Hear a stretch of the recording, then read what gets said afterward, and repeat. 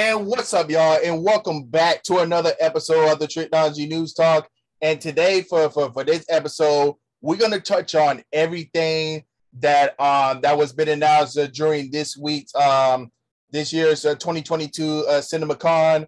For those who are filmmakers or movie lovers out there and want to hear the news that's been announced, I got that touch for y'all. So everything that was announced from Sony, Warner Brothers, Universal, Disney, Fox and Marvel, Lionsgate, and Paramount. I got it all for you to touch on, and we're going to go by piece by piece of what happened in each panel, along with other news and announcements that's happened this week. But before we get into those the discussion today, I want to welcome a special guest back on the show. You guys kind of remember this voice, and we kind of touch on a certain project that we are working together. So everyone, give you a warm welcome to Alex Kingsman. What's up, brother? Hey, what's up? What it do, man? Yeah, man. How you doing, man? Man, I'm doing well. A lot of things have been going on since the last time I was on the show, but I'm just glad to be here, man. Not even because it's your podcast, just because we get to talk a lot of stuff here. A lot of certain topics that you and I are very familiar with. So I'm glad to be back. Yeah, absolutely. So when we get to the end of the show, if you want to get have a free time, if you want to touch on anything about the project that we do, I know it's been a long time. If you want to mention anything, when by the time we're getting ready to wrap up, the floor will be yours. But other than that, before we get into the new topics today, I want to get your opinion on some of the topics that I discussed last week. So let's get into some of the minority ones, and then we'll get to the major ones later. So the first one I want to discuss about. So Netflix is losing their subscribers, and some shows are getting canceled due to money issues. So do you think it is the end of Netflix, and you think like Prime Video, Disney Plus, or HBO Max is going to take over? Oh, no. The thing about Netflix is that they were the starting basis for all these streaming platforms. So obviously you got Disney Plus, you got Hulu, you got HBO Max, and you have a bunch more coming like Paramount Plus, Apple Plus. There's so many streaming services out there that at this point, I feel like we're all going to go broke if we have to buy all of them. But I don't think it's the end of Netflix. And the reason why I think that is because, like I said, Netflix is the starting basis for all these streaming platforms. Yes, there are business decisions that have been made in the past that a lot of Netflix subscribers do not agree with. And one of those is, I believe, the account sharing that's what's going on with Netflix. So they started restricting account sharing, and at the end of the day, they realized that a lot of the business that they could be making, they're not making because people are sharing accounts. But we're at a time right now where everybody is just, they got a lot of things going on, a lot of financial issues, and obviously it's not even much to pay for a Netflix subscription, but it's all about how really it as a business decision, Netflix, in my opinion, did the right thing, because you want to make more business. Their job is to be the top competitor. All these streaming platforms are competing with Netflix, and Netflix could be making more money, more business from these subscribers that are not, that are not in their programming. So for them to take away the account sharing, I think as a business move, it's smart, but from the fan and Netflix subscriber point of view, of course it would drive me insane. It would make me really pissed, because I share okay, let's be honest. I share an account with my family. I share an account. I don't pay for Netflix, but if I have to pay for my own subscription, I'll do it. It is what it is. As a business move, I think it's smart. As As a viewer perspective, it would drive me mad, but I think the stock of Netflix did drop a lot in the last 7 to 14 days, but it's gonna come back up. It's gonna come back up. This is just a small thing that everybody's mad at right now, but give it a couple months and everybody will forget about what happened. These headlines, they're driving something that is not even that big of a deal. So it's, I don't know. That's how I see the situation. Obviously, I understand it from both sides. So it's, it is what it is. It is what it is. Yeah, that's why I said last week I would wait it out and see what happens. But personally, like I said, I don't think it's going anywhere. So I would just wait about it in a couple of months, a year, so what's going to happen between now and then. And yeah, Netflix is not going anywhere. They've never gone anywhere. If you think that they went somewhere, you're sadly mistaken, because Netflix originals, all that stuff, you got Stranger Things coming out pretty soon. I'm telling you, by the time that Stranger Things releases into Netflix, everybody's gonna forget about the account sharing. I guarantee you. Yeah, absolutely. And so moving on from that, we're gonna touch base on everything from Spider-Man Into the Spider-Verse, Doctor Strange to Multiverse of Madness, and of course Thor 4, Love and Thunder when we get to the Cinemacon panel. But one more thing I wanted to mention. So I talked about last week about Ezra Miller and his future with DC. Now, when they put out the third installment of the Fantastic Beasts, it was the sequence of Dumbledore, and then when they did the media and the press release, Ezra Miller was not present at the time, because I think he was in Hawaii doing some dumb shit. I don't know, I don't know if you heard the story. So he's been arrested 3 times. Most of those times were from I would say domestic violence, if you want to call it that, because the first time I forgot when this happened, probably a year or 2 or so. But the first time he got arrested, he choked the girl out in a nightclub. The second time, and then the latest 2 was in Hawaii. The first time was he threatened to burn a couple alive in their hotel room bed, and then the third time he threw a chair to a 26-year-old girl that have in results having a gash in her forehead. So I touched about the Flash. Now, granted, this movie was already shoot. The production was already done.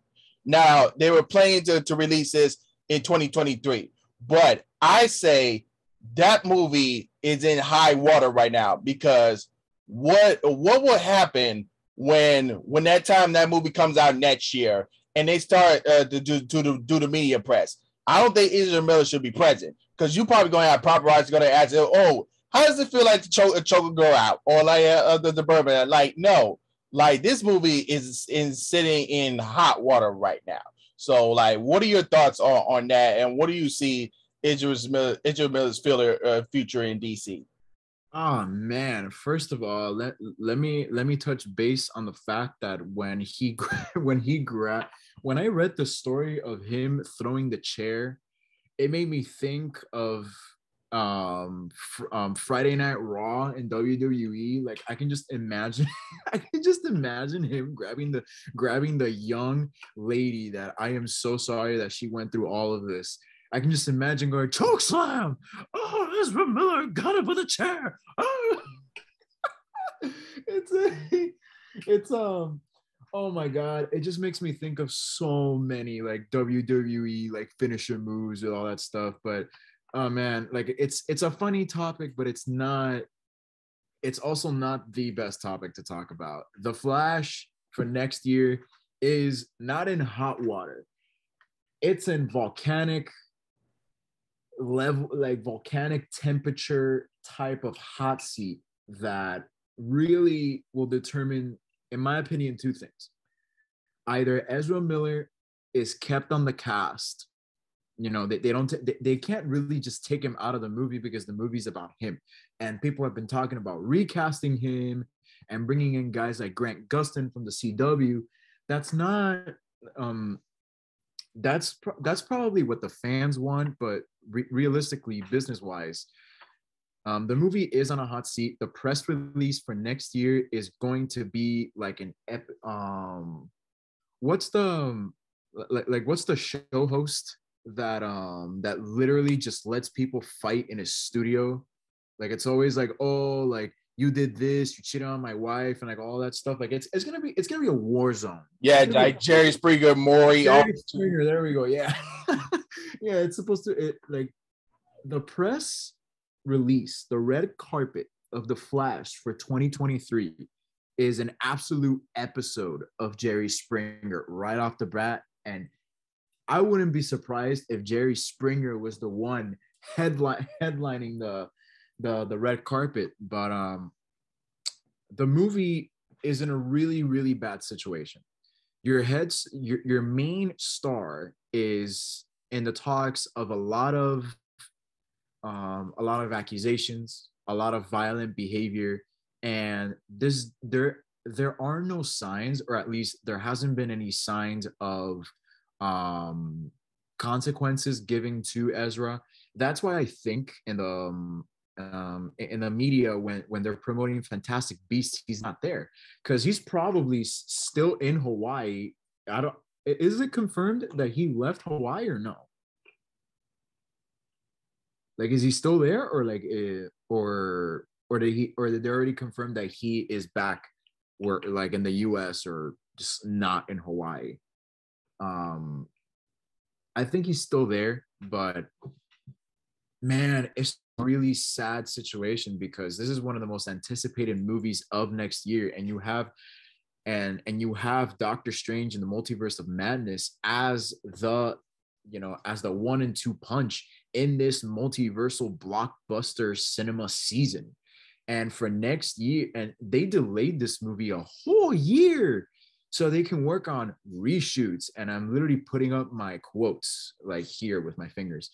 The movie is this is not that likely, but the movie has a chance of sticking with Ezra. They keep doing what they're doing.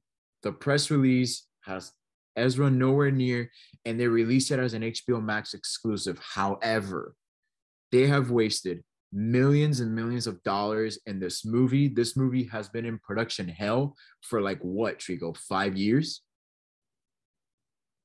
Give or take. I don't know what they were trying to do it earlier, but they finally did it. So it's just up to them, what they wanted to do.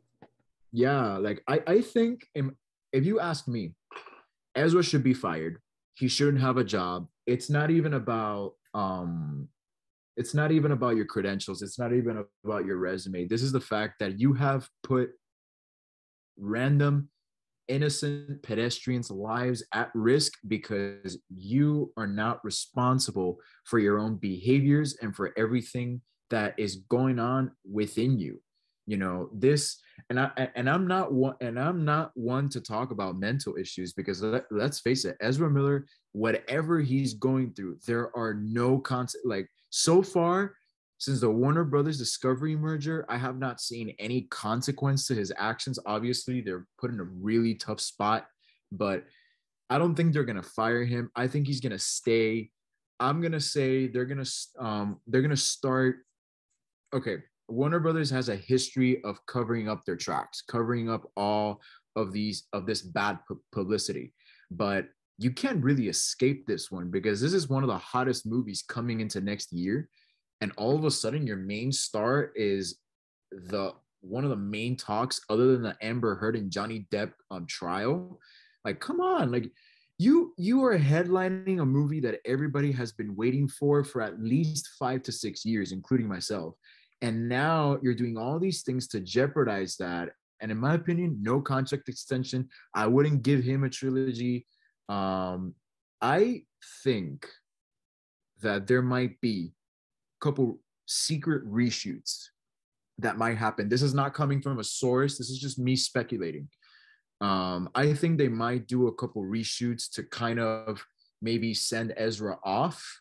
I think that's the smartest way to go. Have him end the movie in kind of like a heroic way. Obviously, nobody's gonna take it that way, but if you're gonna do a recast, at least have him be in the movie and then have the end be a total shocker. But I don't think they're gonna fire him. I think they're gonna continue. They're gonna release the movie, probably ask him to stay home and just continue on with the press. But it's such a bad situation, Trico. Like how do you handle this? Like it's ridiculous. Wow, I would say that Warner Brothers Discovery is official, so they under a new management, a new boss, and everything. So I just say, just let the movie release, and then just figure out what are you going to do. Like, I would just say, get Israel Miller some help if he's going through something or going through mental health. I don't know if he's diagnosed with some certain issues. I don't know about his personal life. Nobody mentioned anything, but like just have like family and friends and members, like get him some help. You know what I'm saying? Then just but I still say I would just wait it out and see what's gonna happen. They were planning to release the film because they showed some footage during the Warner Brothers panel at Comic-Con, which we'll get to it in a moment. But yeah, that's all I say. Let's just wait it out and see what's gonna happen. Yeah, because at the end of the day, this is probably the biggest DC movie next year, and it's just I'm gonna keep reiterating, but it's such a really, really bad situation for Warner Brothers Discovery because they're basically walking in a room where the toy box is spilled all over the floor, and they have to pick it up. And they have to make up for the mess that previous management from Warner Brothers had to deal with. Like, this is the result of the previous management not doing the job correctly. And on top of that, now David Zaslav, the now new head of Warner Brothers Discovery, he has to be the one now that has to help make the decision whether to keep Ezra or fire Ezra. But I agree with you. I think they're just gonna wait it out. They're gonna wait till it dies down. But we don't know. Maybe the new Warner Brothers Discovery regime is different. We only time will tell for this one. Yeah, we'll see how that plays out. But speaking of Warner Brothers, let's get into the new topics today before we get into everything that was announced at Cinemacon. So the first report we're going to talk about is the new Batgirl movie is plans of going theatrical release instead of an HBO Max release. So this is what Movie Reb has reported. As the corporate structure of Warner Brothers Studios changes, the new hierarchy in the management is making some changes to its most crucial film unit, DC Films. And that includes the project lineup for the ongoing DC Extended Universe, an attempt from DC to create a Marvel-like live-action cinematic universe of its interconnected stories featured in both film and television series. In contact to the recent merger of Warner Brothers' executive Toby Mezrich is considering Batgirl for a theatrical release after the new CEO David Zaslav to take over in the studio. Puck report. Batgirl was earlier supposed to be a HBO Max film, original film set in the DC City universe, along with another entity within the franchise, the Blue Beetle, which could get a theatrical release as well. So, with Batgirl going theatrical release, I say they might have some faith in this movie, and the director and the directors of this film, I know them personally because I met with them when they was working on Bad Boys for Life, and I totally trust them on what they're gonna do in this film. I just hope it turns out good, not only for the character itself, but the movie itself. But because we already know Michael Keaton's Batman is gonna be it, so that's no worries there. But my thing is the movie going to be good, and is it worthy enough to be in theaters? That's my only question there, sir. But I feel like they have confidence in this movie to go theatrical. instead of a HBO Max release. But regardless, I think at the 45 days, it's going to go to HBO Max. So that's not a problem there. So they just want to let it shine for a couple of days in theaters before going straight into HBO Max. So what do you think on this with this new turnaround for Batgirl going into theaters? Thank you. Thank you for putting it with a theatrical release. I never understood the decision of just making it an HBO Max exclusive, because Batgirl comes from an extensive line of really, really famous comic book IPs.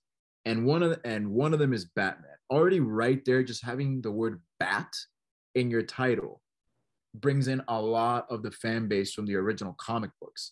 So Barbara Gordon is a really famous, really, really famous DC character in the comics. And, you know, they're already doing these crazy ideas of specific characters that don't really get the limelight. And Batgirl is one of them. It was when they announced that it was an HBO Max exclusive, I never really understood it. You can't just really have the cast that it has. We have an up and comer in what was Batgirl's name? It was Barbara Gordon.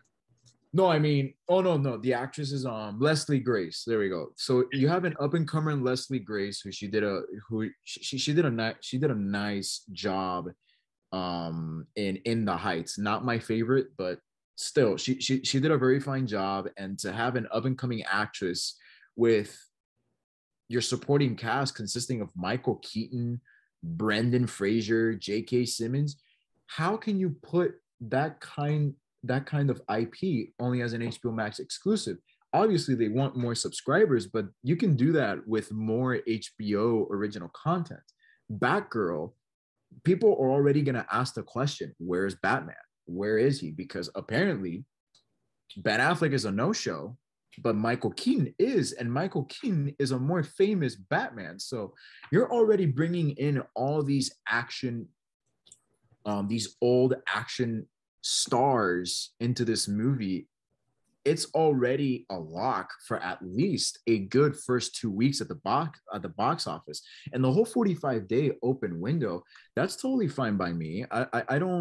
I'm not complaining that they have a 45-day theatrical window, but don't just make it an HBO Max exclusive, because all these characters, you guys agreed, you signed contracts that these characters are going to be front and center into your extended universe, and you're not going to put them in the limelight. You're losing money instead of making. So with Batgirl, they haven't even confirmed if it's a theatrical release. So until they do, I think it's a terrible decision from the previous Warner Brother executives. But obviously, the new Warner Brothers Discovery regime is going to do everything in their power to make Batgirl theatrical, because they already did that with Blue Beetle.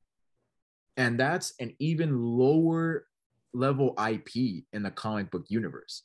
So Batgirl, I think it always deserved a theatrical release, although I believe as much of excitement that I have to see the movie, I would have preferred another Batman central character in this. I love Batgirl, especially the Barbara Gordon, Cassandra Cain characters, but they didn't really flesh out the Batman Ben Affleck character throughout their extended universe, and now they're just gonna jump the gun to Batgirl without acknowledging if there's even a Robin in this universe. I mean, I don't know. That's just me as a comic book fan speaking, but as an overall filmmaker, and I want to put myself in a general moviegoer position. I think Batgirl should have always been a theatrical release, and if it does, awesome. If it's not, then I'll still watch it on HBO Max. But I feel like Warner Brothers Discovery saw the potential in the box office earnings for this movie. It's not going to make a lot, let's be honest, but at least give this movie a chance. You don't spend this much money and all this time grabbing these directors, grabbing all these writers to just release it on streaming. I don't think that's what the actors signed up for. You know, they're not gonna go into this really huge action superhero film about a female vigilante and then just release it on HBO Max. It just didn't make sense to me. But like Blue Beetle gets a theatrical release, but not Batgirl. It should be the other way around. Yeah, I think they should go with their gut because look what the Batman did. It made a lot of money. Not only it made a lot of money on the box office, but it's getting a lot of views on HBO Max more than Dune, Godzilla vs. Kong, Zack Snyder's Justice League, and a few others that did the theater and HBO Max day-to-day thing. So Right. Yeah, I think they should stick with that move of going theatrical for 45 days and then go HBO Max. I think for a movie in the scale of Batgirl is perfect for a 45-day theatrical release, because if this was Justice League 2 or Man of Steel 2 or something even bigger than this, it shouldn't have a 45-day theatrical release. But because of, you know, the character that this movie is based off of, I think a 45 days is perfectly fine. You should never go into these projects and think this is good for streaming. A lot of these movies that are going straight into streaming is just to bring in more subscribers, it's to bring viewership, it's to bring in a lot of business virtually. But there are still people that really want to go see it in the movies. So why is it that there are movies that are complete utter garbage that are going into movie theaters, but then movies like Batgirl, Blue Beetle, before they even finish production, they're not even given the chance to go into the movie theaters? Like this is an investment. You can't just invest millions of dollars and then just release it on streaming like if everything is cool. Like, no. It's not cool. You don't hype up a character like this with the amount of with the amount of characters that's in it, the cast that's in it.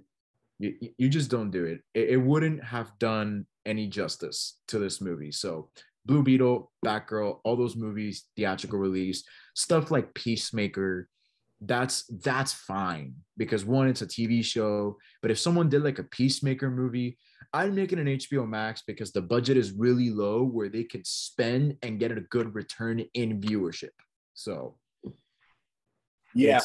Mm-hmm. We'll see how that goes, and hopefully Batgirl and Beetle go to theatrical, but we'll just have to wait and see in a couple weeks or months to see what's going to happen between now and then. But moving on, the original Spider-Man movie edited out a prime-medical joke for TV. So this is what Screen Rant has reported. In the Sam Raimi Spider-Man, there was an early scene where Peter Parker is beginning to test out his powers by earning money in a cage match with a wrestler named Boneshaw, played by the late Macho Man Randy Savage. In addition to wearing a early prototype version of his iconic costume, he also began to show off a bit for the sarcasm, quippy nature that will go on to define the Spider-Man character. Unfortunately, this early stab at a comedy results in a homophobic line where he attempts to insult Boneshaw by saying, "That's a cute outfit. Did your husband give it to you?"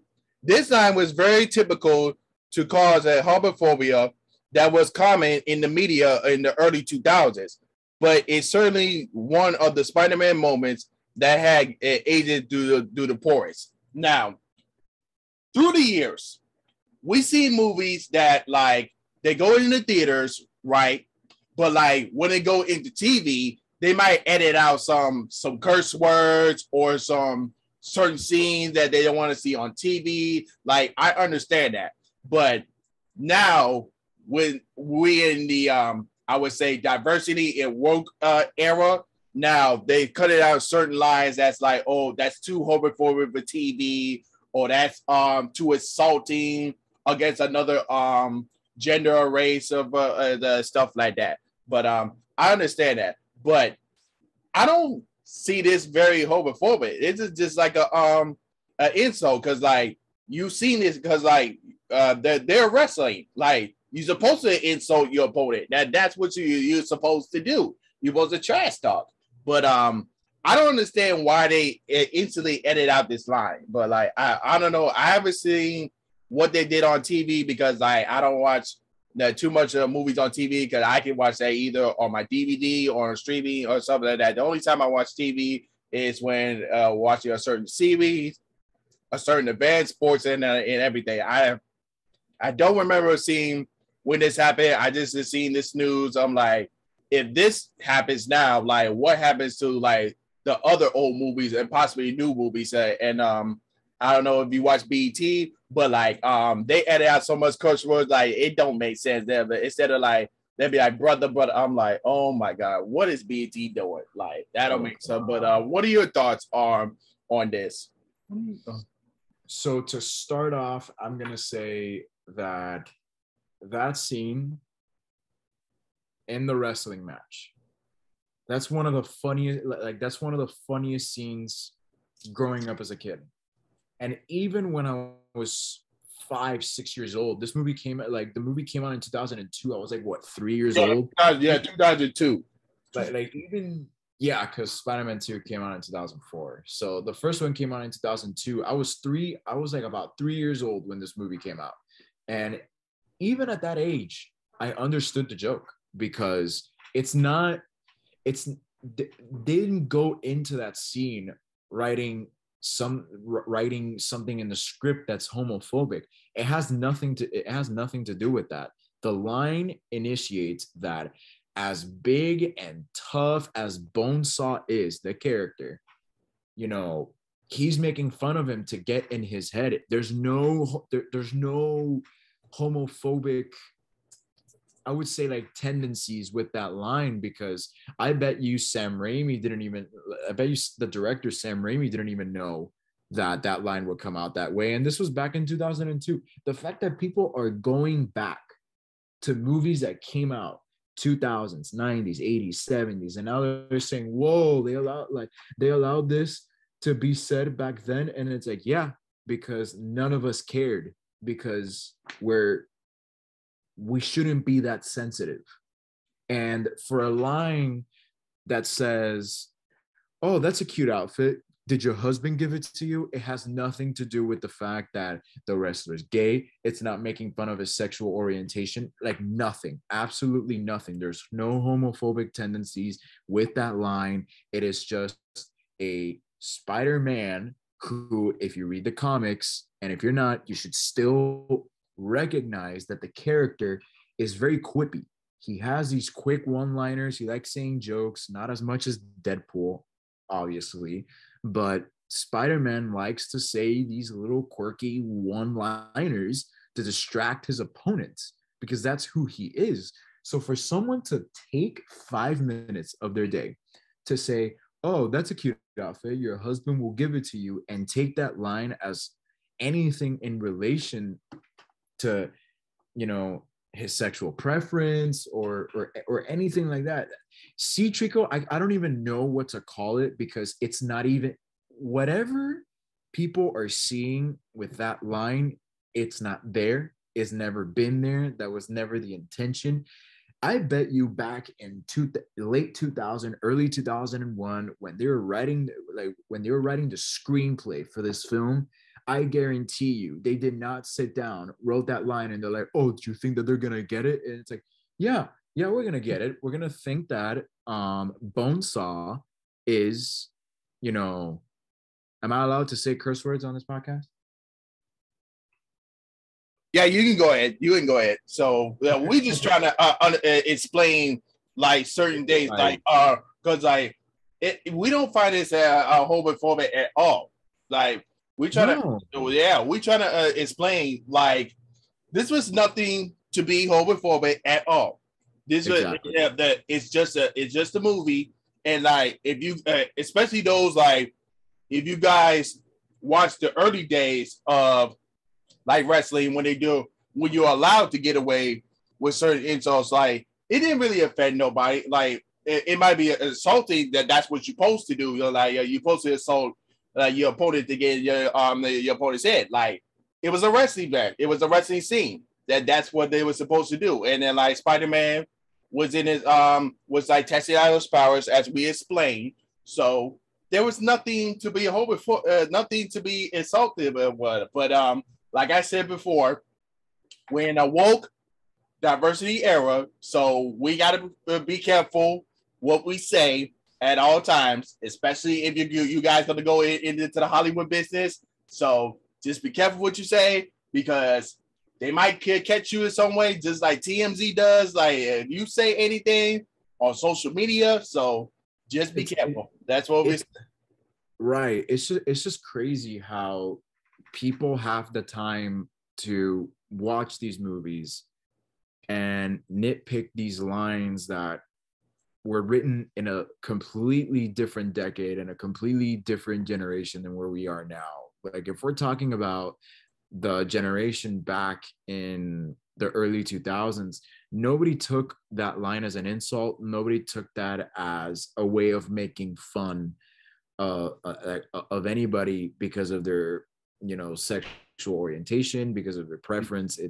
It's not even about that. People are taking the time to nitpick things that aren't there. If you say that line out loud, it doesn't matter it doesn't matter if Macho Man Randy Savage said it or if somebody else said it, because it's not there. What people are trying to say about that line, it's not there. It was never there. And next thing you know, someone is going to look at the old James Bond's movie with Sean Connery, and they're going to find something offensive in those movies and be like, hey, look, so these people are insensitive. And it's like, no, you just weren't born in the 60s.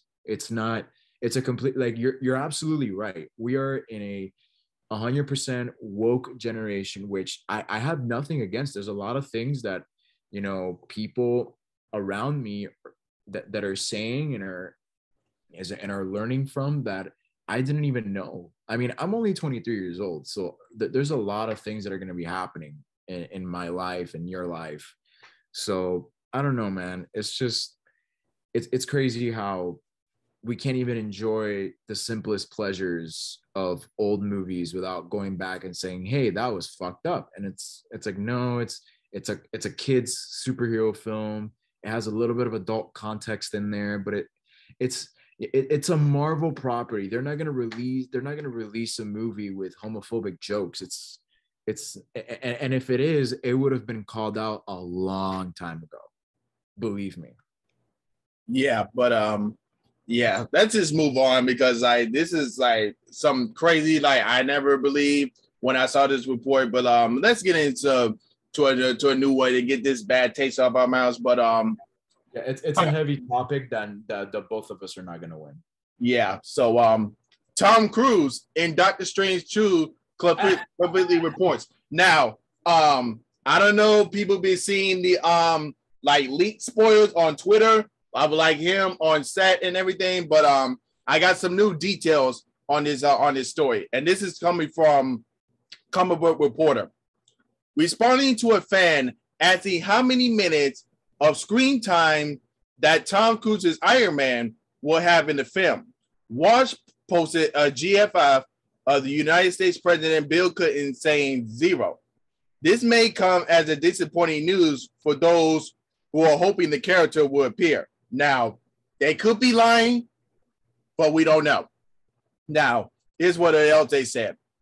The superior Iron Man is a version of Tony Stark that embraces his worst faults and becomes a darker version of himself.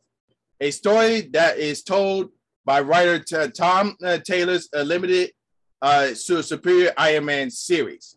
Now, they might be, because now, when you have the press, right, and you want to hear like stuff, they're going to ask you questions about it, like, because they want to spoil the movie so much.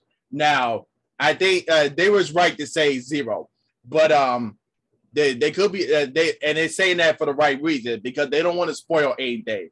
Just like for Spider-Man No Way Home, because some people they knew that Tobey Maguire and Andrew Garfield was going to be in the movie, but they ended up just doing so. They was just waiting it out for everybody to go in the theaters and just watch it themselves and not say any word about that movie. So they're doing the same thing with Doctor Strange 2, because I feel like this movie is going to be big just like Endgame, Infinity War, No Way Home. So that's how big they're treating this movie, because like they don't want anything to be spoiled. I know there's going to be a lot of cameos in this movie. They already mentioned Professor X in one of the trailers, so that's one spoil there. I don't think they're going to do nothing else.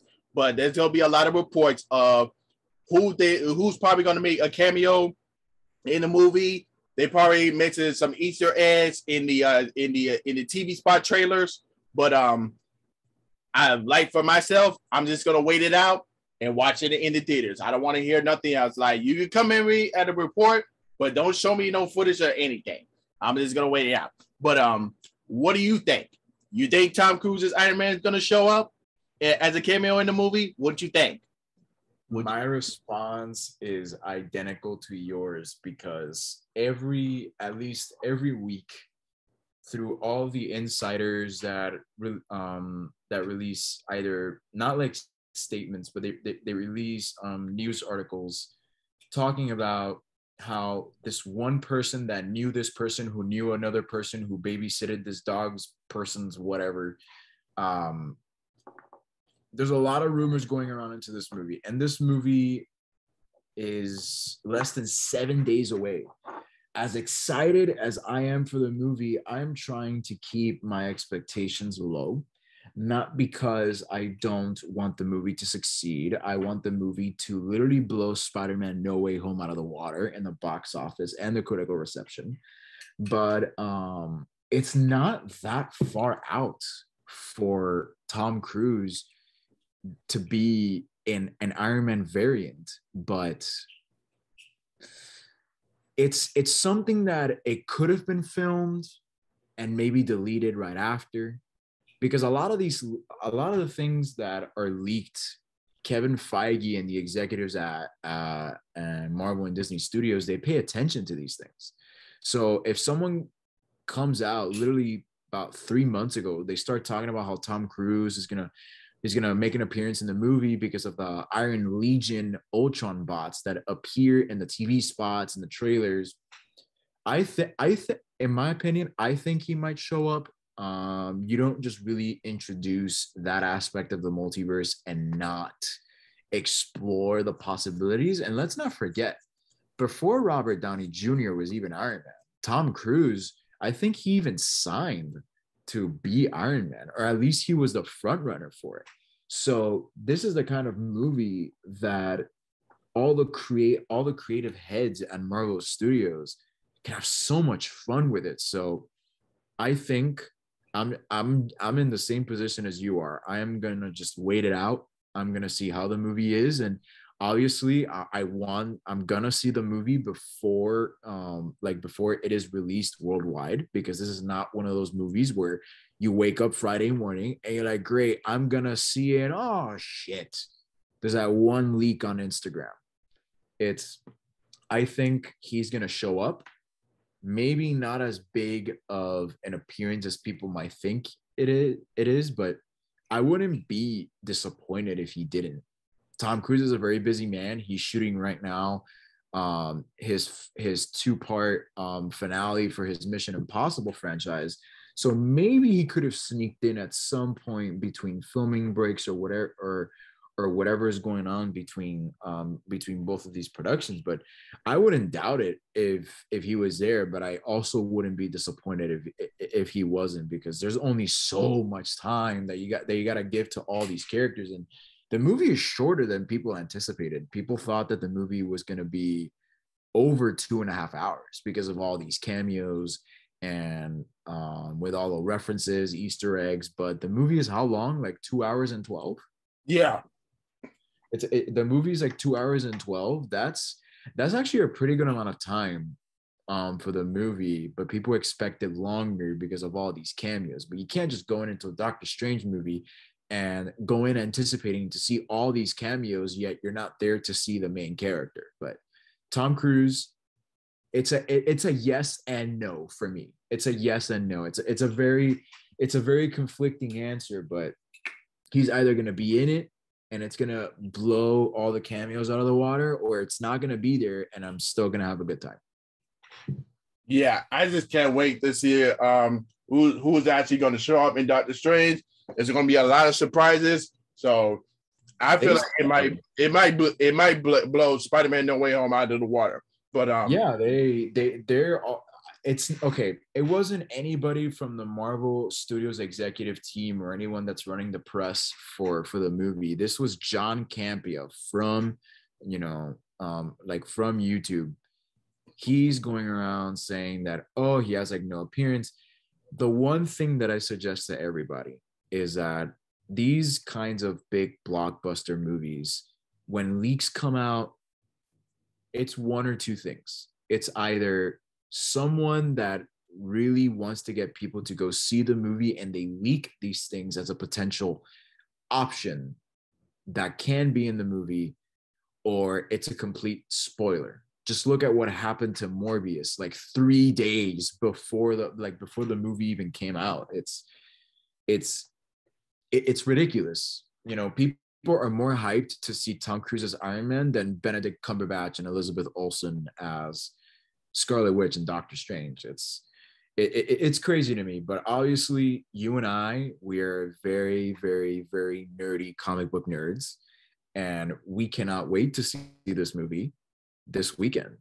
It's actually no, next weekend because it's Saturday. yeah. Hell yeah, man.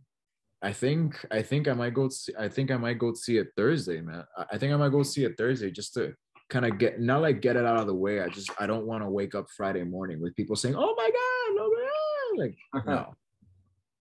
Yeah, that will be definitely a time you just have to don't look on social media, don't look at nothing, just stay away from it for until you actually see the movie. So I think that's what everybody is going to do. But like I said, I'm excited, and I cannot wait to see what the surprises are. Some might already be linked, and some are going to be there, but not don't want to be spoiled or talked about. And that's what made the movie good. Just can't wait to see it in that next weekend. But this is my advice to everybody before we move on to the next topic. Turn off Elon and Mark. Turn them both off. They're both annoying. They're both annoying. Mark and Elon, they're going to do everything in their power to make you go see the movie, but already have it spoiled. So if Elon Musk is telling you Tom Cruise is in the movie, what you're going to do is you're going to buy your tickets and you're going to go see it yourself. Go see it yourself. Do not rely on leaks to confirm things. Because imagine if they released the leaks for Andrew Garfield and Tobey Maguire and it just didn't happen. It will create a massive shit show in a movie theater. So please turn off your phones. Do not listen to Elon, especially Mark Zuckerberg, and just go see it yourself. Enjoy the experience of seeing Tom Cruise as an Iron Man variant for the first time, or not. It's already confirmed that Patrick Stewart is in it. Enjoy that. like for real. But enjoy that. Like for real. But yeah, we just can't wait. So yeah, we'll have to wait and see what's gonna happen. But so for our last topic before we get to everything that was announced at Cinemacon.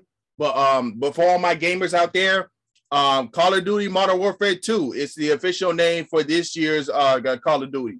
Now, when it comes to the Call of Duty franchise, even though sometimes it be the same thing, but when I buy like a new Call of Duty, I'm just interested to see what's the new story going to be. That's my thing. I don't care about with the battles.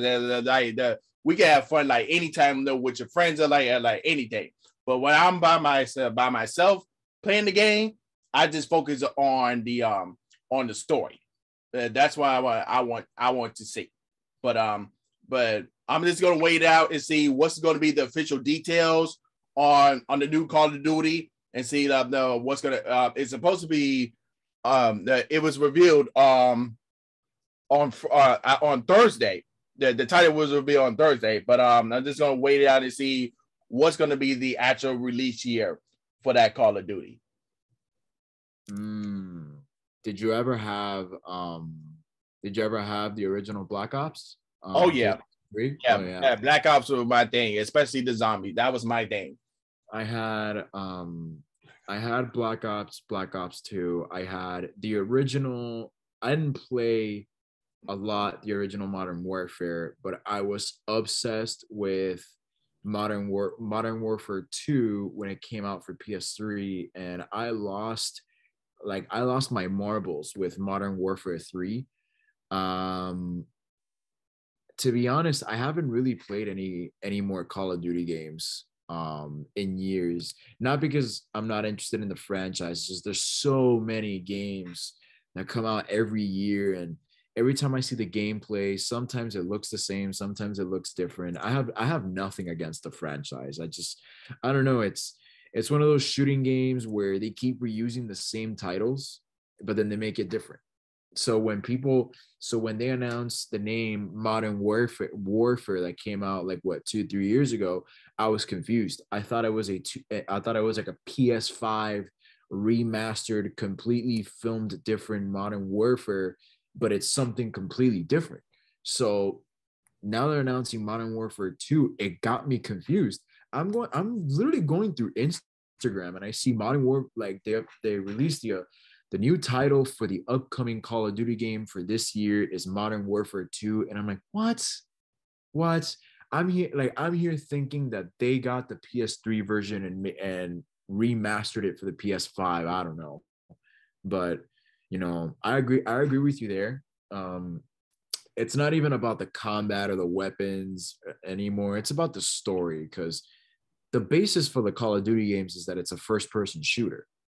So we already know that there's going to be crazy weapons, there's going to be crazy effects, there's going to be a lot of motion capture, a lot of explosions and firearms and all that stuff. What made the games Black Ops and the original Modern Warfare game, well, Modern Warfare 2 was my shit back in the day. So it got me very confused when they released the title Modern Warfare 2. It just seemed very unoriginal in my opinion. But again, the game can come out and kick ass when people get it on Black Friday. Or what, did they even announce a release date for it?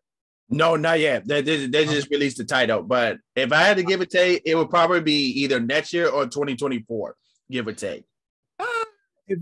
When did the last Modern Warfare game came out? 2 years ago, right?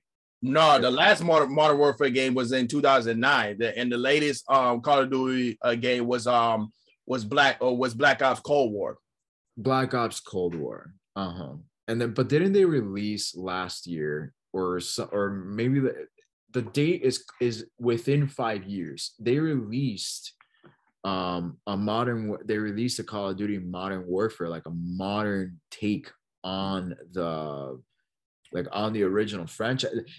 Do you see now where my confusion is? Yeah, because there's already these games called Call of Duty Modern Warfare 2 and 3, and then now they're releasing, the new title for the new Call of Duty game is a title that we've already used.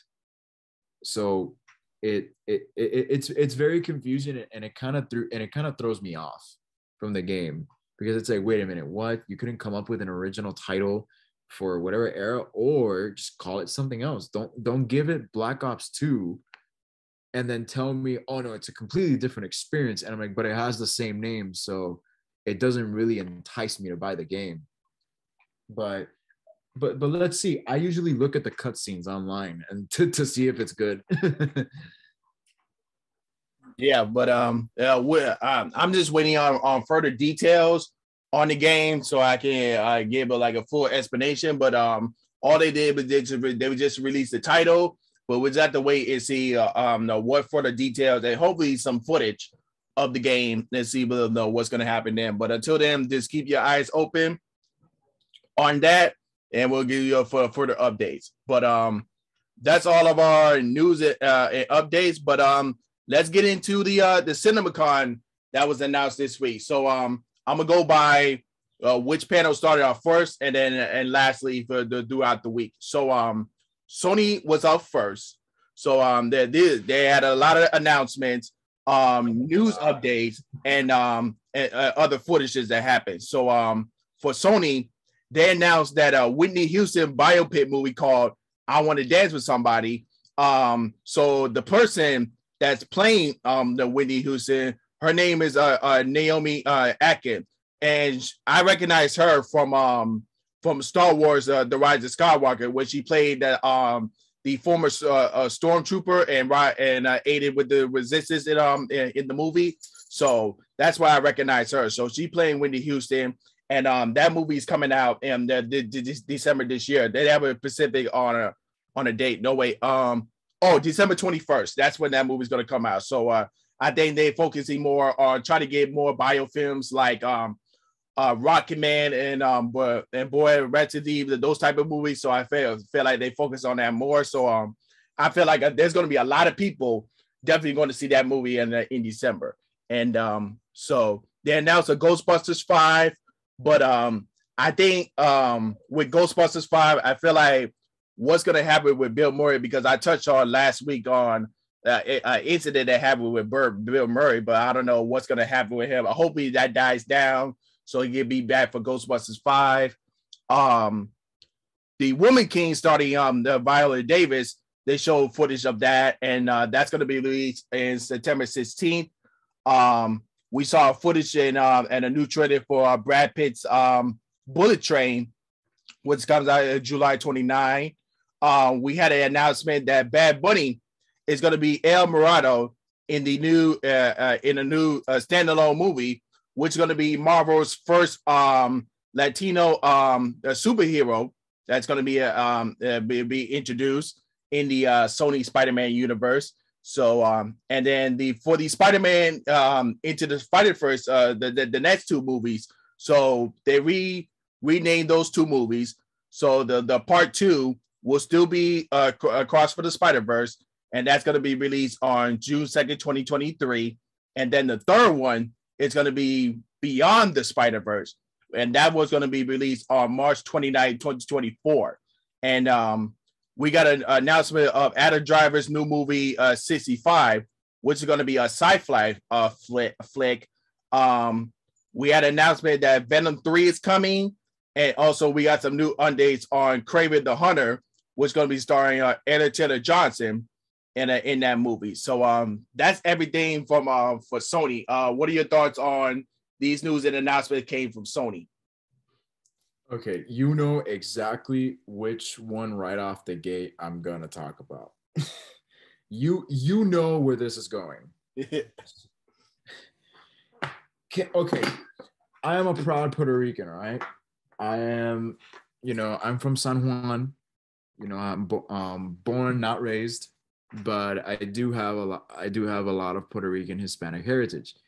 And for me to hear that Sony is going to release a Spider-Man spin-off film called El Muerto, starring Bad Bunny. Take out your pencils, ladies and gentlemen, because I'm about to blast off. How is it that you guys just came off of probably one of the worst movies you've released in the past 5 years? Morbius, I saw it myself. As bad as I didn't think the story was, it was just a lot of post-production stuff that made it go down the crapper. But for you guys to announce a movie that based off of a character that nobody's heard of, nobody's didn't even know existed. I'm sorry, but what kind of character would I be interested in about a wrestler who puts on a mask and it gives him these superheroic powers of like a super powered souped up wrestler? It's like, are you serious? You guys, Sony has the rights to the entire Spider-Man gallery. That includes heroes, the Rogues Gallery, and side characters. Out of all the side characters that they could focus on, they did the right thing announcing Venom 3. It wasn't much of a shocker them talk. They didn't really talk about it. They just announced it. They said, "Oh yeah, Venom 3 is gonna come out." That's it. No confirmation if Andy Serkis is gonna come back to direct it. We all know that Tom Hardy is gonna come back, but we don't know what the story is. They just said, "Oh yeah, it's coming out." And that silence right there is literally the audience at CinemaCon. And then they also announce El Muerto, and I have nothing against Bad Bunny. I have nothing like I'm a Latino. I never have anything wrong with Hispanic representation. But God Almighty, you guys picked the worst character you can imagine to entice people to go and be fans of your cinematic universe of Spider-Man characters or whatever the hell it is that you call it. You can't just sit there in front of me and say, hey, look, you're gonna go see this because it has a lot of Hispanic representation. And I'm like, it's not about the representation, it's about the character. I don't care about this character. You guys want to make a movie about this? All right, make it interesting. But don't tell me to go see it when you have a bunch of people saying, hey, look, you guys are doing a Kraven the Hunter movie. You're doing a Madam Web movie. How about you guys talk about those movies that are in the process? But if you have nothing to say, don't say anything at all. They announced Venom 3 is happening with no details whatsoever about the movie. It's just that it's happening. No timetable as to when it's coming out or anything. Sony I don't think they knew what they were doing with their Spider-Man panel. And for them to and again, I have nothing against Bad Bunny. I actually really love Bad Bunny. He's actually kind of inspirational for the Puerto Rican community.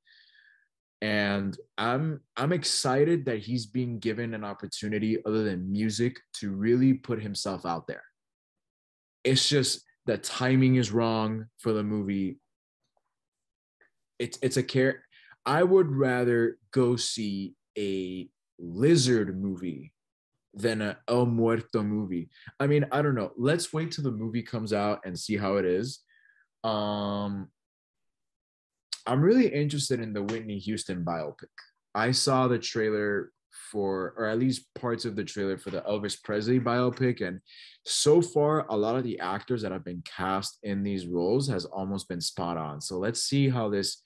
What's the actress's name? The one that's playing Whitney Houston? Naomi. All right, I can't pronounce her last name, but she was in the one the movie I recognize her from was from Star Wars: The Rise of Skywalker. Oh, that's right. She was with Finn in the Resistance. Yeah, right? that's her. Okay. So I'm seeing right here. Let me see. I'm looking up right now Whitney Houston biopic. There's not. It's kind of sad that like I put up Whitney Houston biopic and there's not really like a lot of news about it. It just says, "Oh look, I want to dance with somebody," and all that stuff. Because aren't there a couple of Whitney Houston biopics, or this is like the first one? No, this is the first one. And now, to be fair, we are in April, and this movie is not going to come out until December. So give it about a time in the summer, so we might have some further details on the. Right. Yeah, give it about a time. Right. And to be honest, I love Whitney Houston. I love Whitney Houston, and I'm gonna go see the Elvis Presley biopic. I'm gonna see this biopic. A lot of the biopics that have released recently are actually pretty good. I saw Rocket Man with Taron Egerton, and I was impressed. I still have not seen Bohemian Rhapsody. I'm very disappointed in myself, but this is a movie that I will go see. I know that my girlfriend Kayla loves it. I know that she's for sure gonna go see it. It doesn't matter who's playing Whitney Houston. It's a matter of embodying the person. So let's see how she does. When we have more details and some footage, maybe a couple behind the scenes pictures, that would be great to more or less talk about that more. The Bill Murray, I recently just heard about this because it actually came out this morning. No, yeah, the story isn't that happened with him, and I talked about it last week. Right. Yeah, because the thing is, Bill Murray is a really old school actor, and I read his quote, and I think I didn't read. I think I read it in an article by CNBC, that he had stated that his justification for his behavior is that there were jokes back in my day where it was allowed and then today it's not. And that kind of confused me a little. Well, not confused me. It kind of threw me off a little bit because he's been in this business long enough to know that Hollywood is being a Hollywood star is like being a chameleon. You have to adapt with the times. It does, like him saying that the times before were different. That doesn't justify your behavior. It doesn't justify that what you did was wrong. And it's admirable that he came out and said that what I did was wrong and it was inappropriate. But I don't like the justification of back then it was a joke. And maybe I'm just taking it out of context, but I just think that quote that he said really threw me off. But like I just said, I think maybe I'm taking it out of context. But from what I read on the CNBC article, it's pretty bad. A lot of these actors, things are starting to come out now, and who knows what's to say that the next article states that Bill Murray has been doing this for the past 15 to 20 years. Who knows? We don't know that. Yeah, but I hope everything dies down so that way he can come back for Ghostbusters 5. Now, for Bad Bunny, I will say this. So if you guys saw him when he was on WrestleMania last year, the guy can fight. Now, I don't know if you know this, but he did a lot of film and acting projects. But he was in this TV series called Narcotics Mexico, which is on Netflix. And he did. He made a cameo in Fast and the Furious 9, and he's gonna be with Brad Pitt in Bullet Train. So the Bullet Train in this upcoming movie is gonna show out how he could how well he can act, but also how much he can fight as well. Because taking a superhero type role, not only this will be his first starring role, but this is going to be a big opportunity for him, and this is something he cannot take for granted. This is huge, and I bet my brothers and sisters all the way in PR. Shout out to everybody in Puerto Rico. This is really huge for a lot of us Puerto Ricans because Bad Bunny is right now, in my opinion, the leader in the Puerto Rican community when it comes to not the Puerto Rican representation, but more along the lines of getting us noticed out there. I'm Puerto Rican myself, so I want to follow in his footsteps. I don't really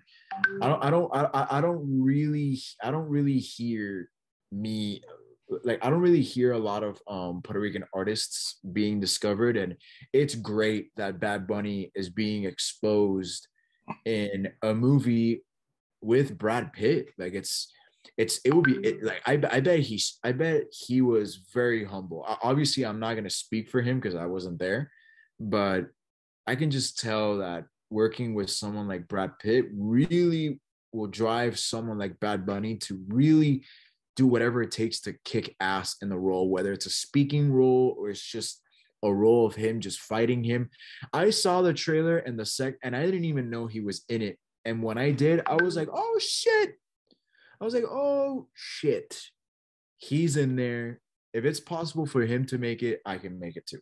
It's such a huge inspiration. So obviously, I'm not gonna go see Bullet Train just to see Bad Bunny, but obviously, it's a very sweet treat for us Puerto Rican fans to see him in that movie. So I'm incredibly excited, and once the tickets start being released, I'm probably gonna be one of the first ones to get it. Absolutely. I'm gonna be right there. But if I had to give a take, when it's gonna come out, probably maybe 2024 the latest. But we'll see what's going to happen in the Sony multiverse, because that's called it multiverse, because if you guys saw what happened in Spider-Man No Way Home, they are in the same multiverse. But we'll have to wait and see where Bad Bunny's immortal character fits in the Sony universe. But moving on from Sony, let's go into the Warner Brothers panel. Now most of it is DC related, but we got other non-DC movies that was announced. So we got an announcement that the Batman 2 is coming. Matt Reeves is going to return to direct. Robert Pattinson, Zoe Kravitz, and then everyone from the crew from the first Batman is going to return. So that is great news to hear. We got an announcement that a Barbie movie starring Margot Robbie. So let me just say, I can't see no one else playing Barbie than Margot Robbie. She definitely has the look for Barbie. She definitely fits that role. But my concern is that movie's going to come out in the same date as Christopher Nolan's new movie. So that's going to be a head-to-head competition. But we all know who's going to win there. Can we say? I don't think so. But we saw footages from not only The Flash and also Aquaman 2, the Lost Kingdom. So we saw footage from there. And also we saw trailers for Black Adam, Super Pets, Shazam 2, Don't Worry Darling, Elvis, and Wonka. So now, what are your thoughts on the from the Warner Brothers panel? The Warner Brothers panel was probably the biggest panel in Cinemacon, and all these movies that they showed footage of, they're all in the risk of either having extreme reshoots, and I'm talking about Aquaman, especially with the whole Johnny Depp and Amber Heard case. The Flash movie with the Ezra Miller controversy, and probably the only movie that doesn't have any bad blood going into it is probably, it's actually two movies, Black Adam and Shazam Fury of the Gods, because those are the two movies that have had the least problematic actions happen either in pre-production, in production, or in post-production. I read the article stating what kind of footage was there. I'm the project that I'm most excited for is Black Adam. Obviously, because not only because The Rock is in there, is because it's a character that really is misunderstood. And I can't wait for them to release the actual footage. I don't know if they're going to release the exact trailer that they showed at CinemaCon next week. They did say something about, this is just footage that they have to show for the audience. And then based on that reception, it's gonna determine whether they keep going on with the post-production phase, or if they have to reshoot some stuff. I read the Black Adam trailer description, and I think it's totally badass. I'd rather see it than read it. The Shazam Fury of the Gods, the second that they mentioned that Shazam had a kind of like a sexual fantasy with Wonder Woman and the face wasn't Gal Gadot, I think that's pretty hilarious. One thing that I noticed from the Flash trailer is that from what I read, there's not that much footage of Barry Allen as the Flash. It shows Michael Keaton with 7 different bat suits. It showed Sasha Calle as Supergirl. It confirmed that Michael Shannon will reprise his role as General Zod. Sadly, no news on if Henry Cavill is in it. Still breaks my heart. But the Aquaman, I also heard that they released Aquaman footage, and there's a couple of rumblings going around that Mara, Amber Heard's character, went from being a main character to maybe a little bit less than 10 minutes of screen time. And from what I hear, if the case goes south for Amber, her role is completely cut off from the movie. I don't know if they're going to even shrink it to less than 5 minutes or something, but these movies after Shazam and Black Adam, there's a lot of things that they need to figure out before these movies release. Both movies had a lot of bad rep, nothing to do with the story and the directors, but it has to do with its actors. So I'm pretty excited for all the things that they're trying to change. within the DC universe. It's just, these are things that I'd rather see rather than just read a description online, because obviously seeing is believing. But I'm overall excited for all the projects. I just wish that the scenarios were completely different. Like if Amber Heard wasn't such a bitch and Ezra Miller wasn't such in a state of disarray mentally, we wouldn't be having these issues of whether, oh my God, I want to know the footage as to what's going on in the movie. You know, people will focus on the movie. They wouldn't focus on the actor. So it's kind of funny how they said that Ezra Miller was barely in any of the Cinemacon footage, and obviously he wasn't there.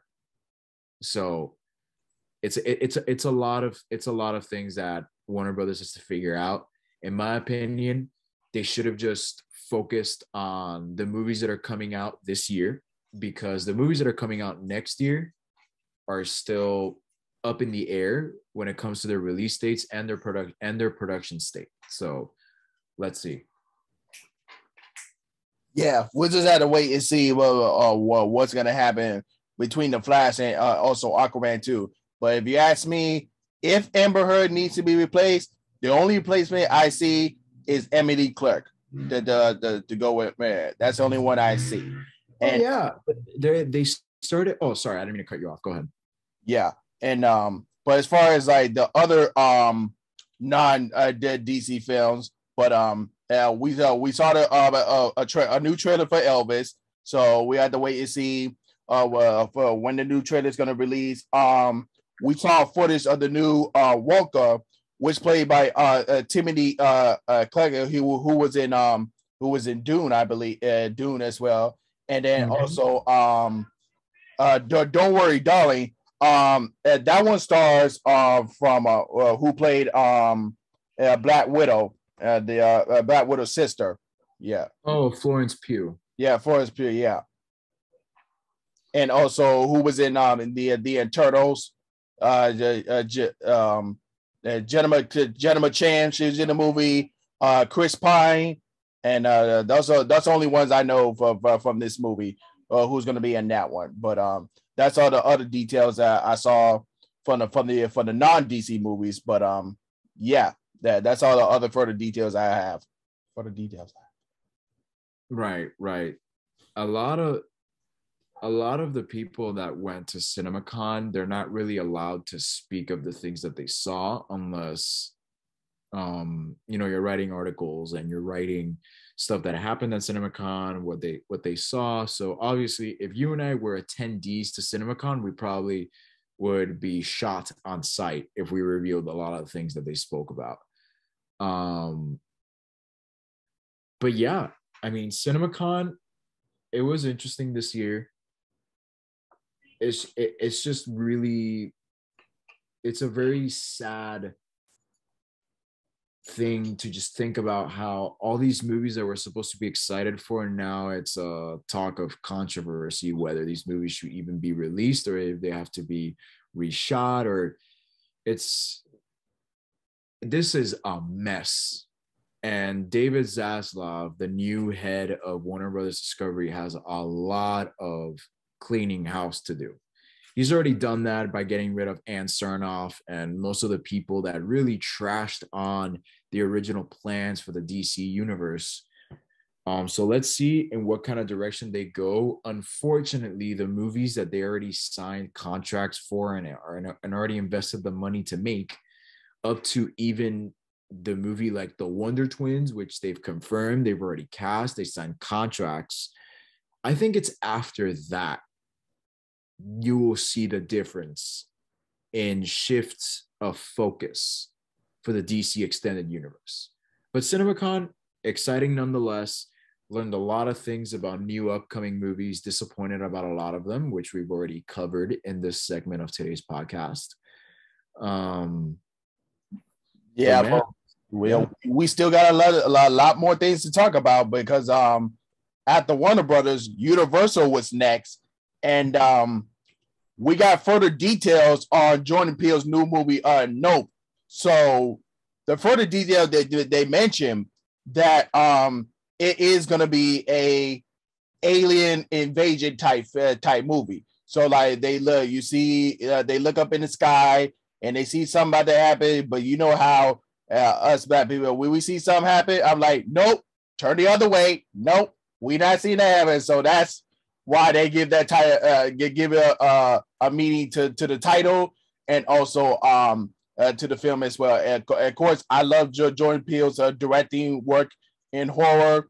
He did a great job, not only in Get Out, but also in Us and Candyman as well. I can't wait for that movie. We got footage of Halloween Ends. So the footage was that we saw a confrontation with Michael Myers and Laurie Strode final confrontation. So if you guys didn't see that one deleted scene in Halloween Kills, so Laurie picks up the phone and she finally knows that her daughter died. So she walks out of the hospital with the knife. He get ready to have that final confrontation with Michael Myers. He said, "I'm coming for you, Michael." So a lot of shit gonna hit the fan at Halloween Ends. Can't wait for that. We got a poster and a new trailer footage for James Wan's newest movie, Megan. So in the poster, you see like this little girl, but she's like a robot doll. So I'm kind of interested about that movie. So I like everything that James Wan does in horror. So this is gonna be very interesting. We saw a new detail and footage on Idris Elba's new movie Beast, where he goes one-on-one with a BC lion. So I can't wait for that movie. We got further details into Bros. So that movie is like a comedy. It's about the first major studio film to feature all BT principal cast playing heterosexual roles. But I think I don't know about too much about the movie, but we'll have to see how that goes from there. Also, we got further details on the Violent Night. That one stars David Harshaw, who was in Black Widow and in Stranger Things. So this is about a group of mercenaries attack an establishment of a wealthy family on Christmas Eve, and Santa must say Christmas. So that's going to be very interesting. And then lastly, we saw footage from Jurassic World Dominion. Can't wait for that. So what are your thoughts from the Universal panel? Universal has been stepping up their game a little bit when it comes to their new upcoming films. I still haven't seen the footage from the Jurassic World Dominion trailer, not because I haven't wanted to. It's obviously a lot of things have been going around in my life, but obviously I'm going to make the time for it. I'm very excited for that movie because it's a lot of nostalgia for us Jurassic Park fans.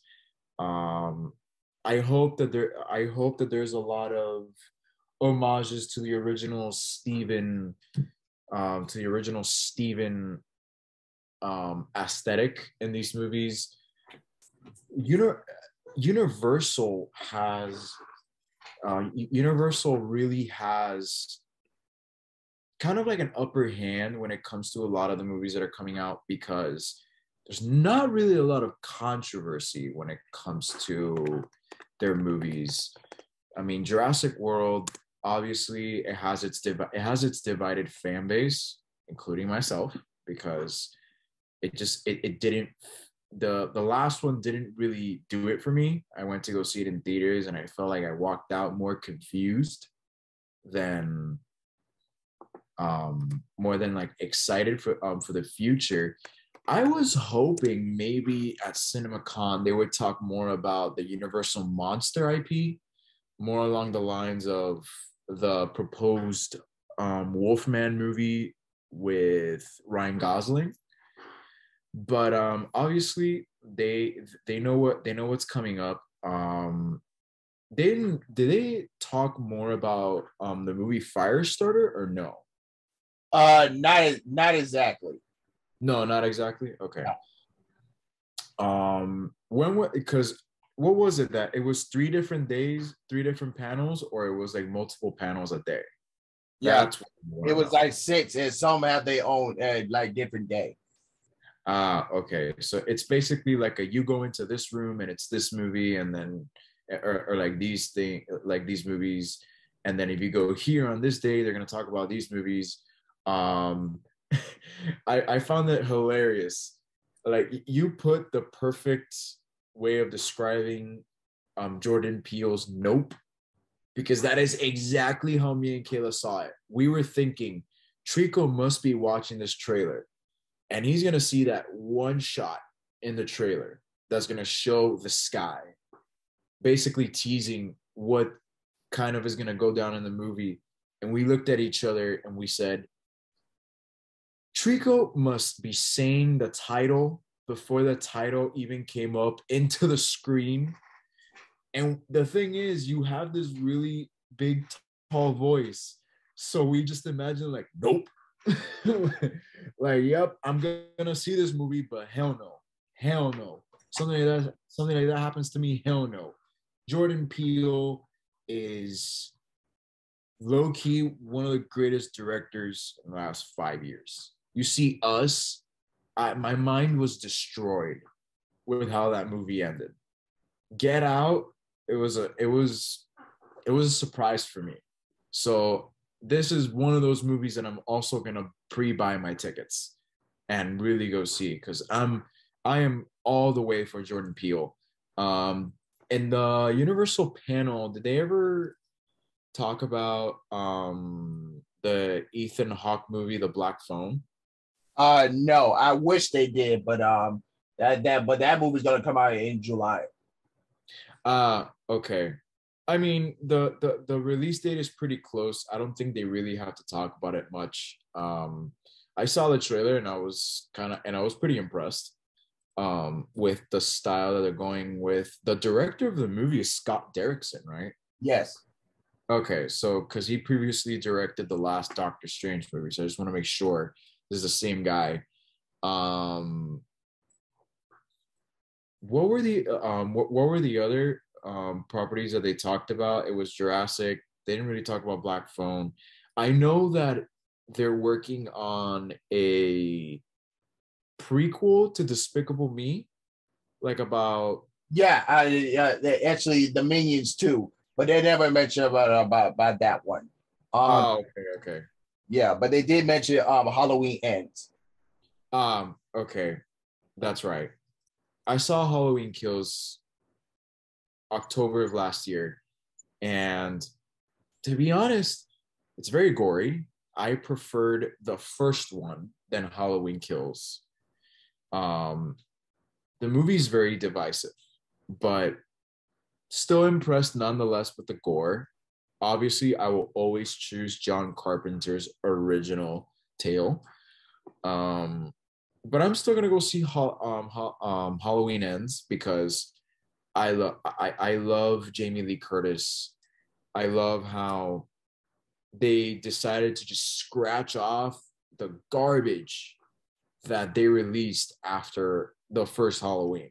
Because they got Halloween 2, they got Season of the Witch, which kind of yes and no is canon to the timeline. And then they just started releasing a whole shit ton of films that they don't really matter in the timeline. And then they release these new ones that are actually canon. But how would you feel, Trico, if all of a sudden they release Halloween Ends, it has terrible reception, and then they said, you know what, we're just gonna start over again. Nah, they can't. They can't start. No. They already did it once. They already did it with Rob Zombie, man. You Yeah, they can't. already did it once and they didn't do right. No, just leave it alone. Like after this movie, just leave it alone. I didn't they say didn't Bloomhouse didn't like Bloomhouse what is it isn't Bloomhouse a distributor Yeah, for this Blumhouse. They work real closely with Universal. Universal? Oh my god, if Jason just comes out like not Jason Voorhees, Jason Bloom, I swear to God, if he comes out and says, yo, Halloween Halloween Ends is the definitive ending to the Halloween saga. Can't wait to work on more. it's like, oh yeah, cool. The title, Halloween Ends. It didn't end there. Like, how can you continue the story? Like, they should just end it there. They should just end it there. Like just end it there. Halloween Ends. It's in the title. End it there.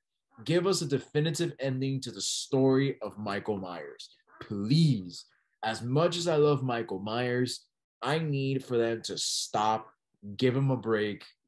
I need people to focus on other IPs. Like, hello, you guys are giving Michael Myers movies, but what about Freddy Krueger?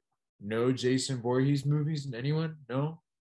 Well, that's I think they're Warner Brothers properties. If I know Freddy is, but I don't know about Jason. I could be wrong, but I think they're Warner Brothers property. I could be wrong, but we'll have to wait and see. It's so confusing where all the rights to these characters are, because it's not in one single house. It's spread out through like Wes Craven's estate. It's spread out through different properties, because there's like a little contract thing that they have with all these movies that if you don't make a movie based on this character within 5 years, the rights go back to either the estate or the rights are up in the air. So I guess that's why maybe they haven't released any movies from the other properties. I'm telling you, it's very confusing to know where Jason is, where Freddy is. All I know is that Michael Myers is the talk of the town in the slasher world right now. Yeah, but yeah, definitely. Halloween Ends is definitely the final confrontation with Michael Myers and Laurie Strode. So something has to happen, and it got to end from there. They can't do no more Halloweens after this. That's it. They can't do. They can't do no more. Say it's the last one, and then 5 years down the line, hey, we're back. Nah, Rob Zombie already tried it, and it was terrible. So leave it alone. Okay, so we're gonna leave it alone at that. So, but let's get into Disney, Fox, and Marvel's comment panel. So they didn't really announce what they did. They just put their 2022 and 23 slate on the board, and they just show you what's coming out this year, starting with Doctor Strange all the way down to 2023. Now, for 2022, we are getting Doctor Strange in the Multiverse of Madness. Fox's the animated film, the Bob's Burger movie. We are getting Thor: Love and Thunder. We are getting Disney Pixar's Lightyear. And then these three movies from 20th Century Fox called The Banshees of the Amsterdam. Sorry if I pronounced that name, but The Menu, Amsterdam, and then a strange world. They're gonna re-release the first Avatar again in theaters just to kind of hype people up for Avatar 2, The Way of Water, and then Black Panther: Wakanda Forever. But that's your 2022 slate. And then for 2023, we got The Marvels, Guardians of the Galaxy Volume 3, Indiana Jones, The Little Mermaid, The Haunted Mansion. That's going to be a remake. And Aquaman, Ant-Man, sorry, not Aquaman, but Ant-Man and the Wasp, Quantumania. So that's your list for 2023. So what are your thoughts on from Disney, Fox, and Marvel? Obviously, Disney is the one that's killing the game right now. You got Doctor Strange coming out in less than 7 days, and it's already breaking records in pre-ticket sales. The movie that I'm most excited for in 2022, other than Doctor Strange and the Multiverse of Madness, because that's probably the biggest film of the year,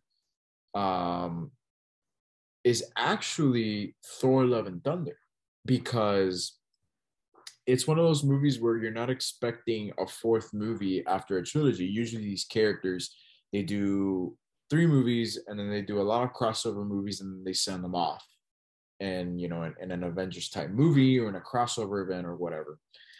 And I just think overall, the way that they're going about it, it's like a fresh it's like a fresh story, based from the comic book run with Gore the God Butcher.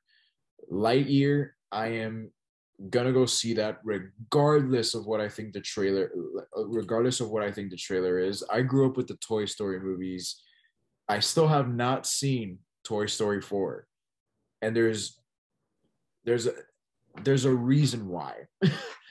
I think Toy Story 3 is the definitive ending to the entire Woody, Buzz Lightyear, Andy story. I don't see the story expanding past part 3. So for them to release part 4, I was a little bit annoyed and a little bit mad because it was the perfect ending. And then now that they can't go more forward, they're going backwards. And now telling us how Buzz Lightyear came to be. And I'm impressed with the casting choice of Chris Evans as Buzz. The new trailer that came out, I think last week. It came out last week. It came out last week. Okay. It really dove into a little bit more details on the story, which obviously I want everybody to go see it for themselves. It got me not like hyped, but it sparked interest. And for the rest of 2022, you said, let me see, because I know that 2022 has a huge movie slate for Disney. And if I remember correctly, Bob's Burgers. Oh my God, me and Kayla, we are obsessed. We were obsessed with the TV show. When we found out there was going to be a movie, we lost our marbles. I don't think it's going to do as well as the Simpsons movie did back in 2007. Yeah, I think it came out 2007. Yeah, it came out in 2007, between 2007, it was pre-2010s. And the Bob's Burgers movie, I didn't see the trailer when it came out. I wanted to just go in fresh, not knowing what the movie was about, because the jokes that they make in the show, it's not something that if you see prior, you're going to laugh the same. So when they announced the movie, I was way too excited. And then I got spoiled when I went to go see it man, I don't remember if it was a couple weeks ago, but we went to go see a movie in theaters, me and Kayla, and then we saw the Bob's Burgers movie each other, and I'm like, this is nothing compared to the Simpsons movie, but I'll allow it. It's still gonna be fun because we're a fan of the show, so it's gonna be pretty cool. They released earlier today. I don't know who it was. Or maybe I don't remember correctly. They released the first photos of Avatar: The Way of Water. And let me just tell you, we're not ready for what James Cameron is going to release upon us in theaters. Because he worked on not Avatar 2, not Avatar 3, but he worked on 2, 3, and 4, with the possibility of 5 after the reception of part 3, I think. And they're all the movies are being released a year from each other. He filmed these 3 movies simultaneously. So the photos that they released earlier today, I try not to look at them because I want to see it in a trailer. But I'm happy. I'm happy with what I've seen so far. To end off the year, they're going to release Black Panther: Wakanda Forever. That's a movie that I'm not ready for because I'm a really huge Chadwick Boseman fan. And to see him not in the role, not because he was fired, not because he didn't want to be in the role, but due to a growing health issue throughout his life. We unfortunately lost a great one in Hollywood, and for the movie to release it caused a lot of controversy because people didn't think that the movie would work without him. And I'm still very curious as to how it's going to go down, but that's also a movie that I'm very excited for because I want to see the creativity as to how they honor Chadwick's legacy with the character, because he was ready to come back and do more, but we all know that deep down he knew what was going on. So it's very sad, and the movie is probably going to make all of us cry. That is for sure, especially with the stuff that they're revealing in Moon Knight, with all the stuff from the different variations of the afterlife. Let's see how that goes for sure. And then for the 2023 release dates, the one that I have the calendar circled on is Indiana Jones 5. Oh yes. I was a huge Indiana Jones fan as a kid. I used to dress up as him for like a couple years in a row. And I cannot wait for Harrison Ford to break his back doing a stunt. I cannot wait for him to just show up in a dun dun dun dun dun dun dun, like right there. Ah! So it's super exciting to finally get to see one of my oldest action heroes kind of depart and just end it there. Hopefully it ends there. No reboot, no recast, no nothing. It ends there. Poof. Capiche. And what was the other movie that's releasing in 2023? It was it was the Marvels. That's the sequel to Captain Marvel.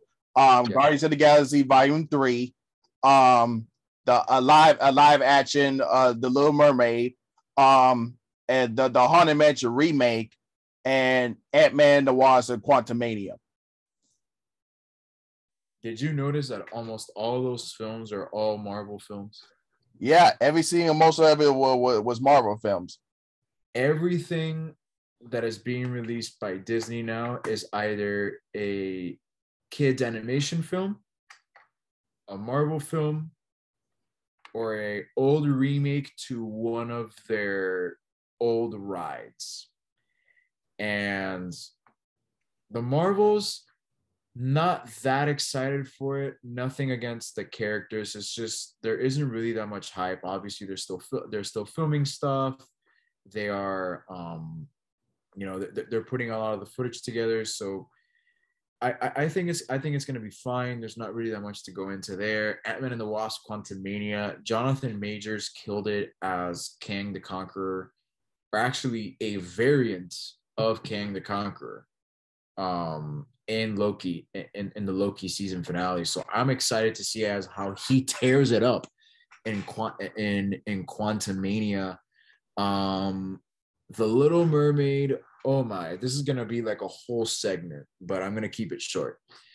There was a video on a comedian that I saw, I think either on YouTube, maybe Instagram, and this was last year. He said these terms: diversity for profit. And the Little Mermaid is one of those princesses that is just so wonderful. I love the Little Mermaid. I'm a grown man and I will go see the Little Mermaid.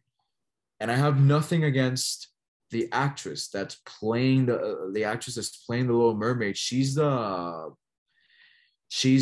music artist, Halle Bailey, something like that. Yeah, one of the Bailey twins. Yes, because she's like an R&B star, and I heard her voice. It's very beautiful. She has a very, very beautiful voice, and that's the only thing that has me excited for this movie. Because if it was any other person, I wouldn't have gone, because there's always this controversy that's going to be there where if you want to make an African-American character, create one, or touch base on one that's already African American. Do not get a character that's white and turn him black for the sake of just bringing people to the movie theaters. People are gonna go see The Little Mermaid no matter who you cast. They saw something in Halle Bailey in the audition room that impressed everybody, and I can see it with her music. So it's not that I'm not excited for the movie. I'm very skeptic as to how they're going to interpret it. So let's see. I want to go in with an open mind. I'm excited for Halle Bailey. I want to see her I want to see her acting, see how she can do. But that's one of the movies that's coming out next year that has me excited. And I think you mentioned the Willy Wonka movie with Timothée Chalamet, and let's see how that one goes. I'm a huge Timothée fan, so that one it's not a breakout role for him. There's no reason for him to break out of anything. He's a certified star in this business, so we're good there. You said that they're releasing a Barbie movie with my girl Margot. I saw the picture. Everybody knows, including my future wife. She knows that Margot Robbie is my hall pass. You know this, Trico. You know this. How fond of you are you of Margot?